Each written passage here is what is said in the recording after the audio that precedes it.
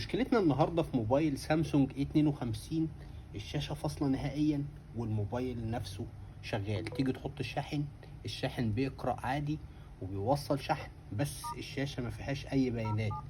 تيجي تشتغل على الشاشة شغالة داخليا بس من غير أي بيانات نهائيا. المشكلة فين؟ تعال نحلها مع بعض، سهلة وبسيطة. يا رب الشرح يعجبكم. لو عجبكم الشرح ما تبخلوش علينا باشتراك وفعل الجرس، لايك جميل منك، حتة مشاركة، ويلا بينا. أول حاجة هنفك المكان اللي فيه الفلاتة تحت. هنفتح الفلاتة من مكانها وهنطلع الموصلة. المشكلة 90% بتكون من الموصلة اللي قدام حضرتك دي، بيكون فيها رجول فاصلة، ما بتبقاش واصلة للفلاتة كويس عشان تغذي الشاشة والشاشة تشتغل. هنعمل ايه النهاردة؟ هنجيب الكاوية بتاعتنا وهنحطها تحت الميكروسكوب زي ما انت شايف كده، وهنجيب الفلاتة بتاعتنا وهنحطها على الكاوية. هنعيد لحام الرجول كلها اللي موجودة على الفلاتة.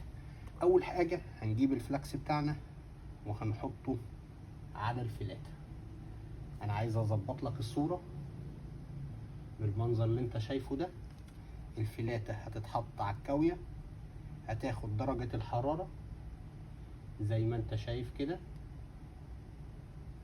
القصدير نفسه هينسهر في مكانه. هنثبت الكاوية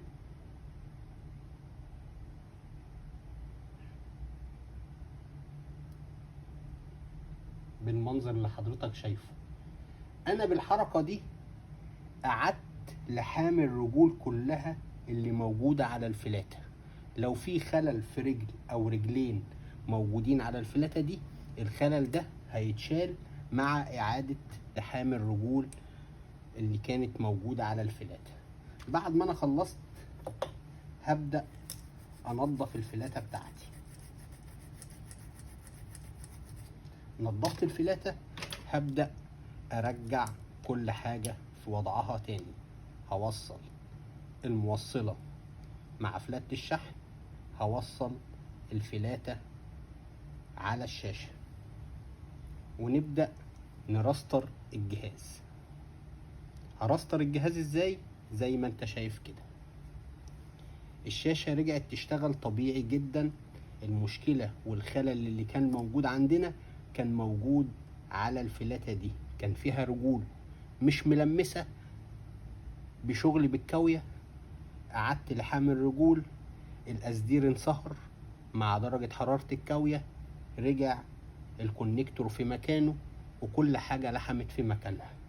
كده الشاشة بتاعتنا رجعت تشتغل من أول وجديد.